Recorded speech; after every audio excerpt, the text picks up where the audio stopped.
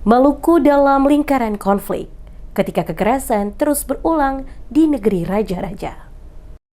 Fenomena perkelahian antar kelompok yang kerap menyeret identitas suku dan negeri kembali mencoreng wajah Maluku yang dikenal sebagai negeri raja-raja. Dari tahun ke tahun, konflik serupa seolah menjadi pola yang berulang, melibatkan pemuda, pelajar, hingga masyarakat antar negeri, baik secara langsung maupun tidak langsung. Di kota Ambon, letupan konflik kerap bermula dari persoalan sepele, namun cepat membesar akibat sentimen kelompok. Sementara di sejumlah kabupaten lain di Maluku, bentrokan antar warga juga tak jarang terjadi, meninggalkan luka sosial yang dalam dan trauma berkepanjangan bagi masyarakat. Tak sedikit konflik tersebut berujung pada korban luka, bahkan kehilangan nyawa. Harta benda warga ikut menjadi sasaran amuk massa, rumah-rumah terbakar, fasilitas umum rusak, padahal semua itu sejatinya tidak pernah perlu terjadi jika pencegahan dilakukan sejak dini. Lambannya respon pemerintah daerah dan aparat keamanan dalam membaca akar persoalan dinilai menjadi salah satu faktor utama mengapa kekerasan terus berulang. Penanganan konflik seringkali bersifat reaktif, baru bergerak setelah korban berjatuhan,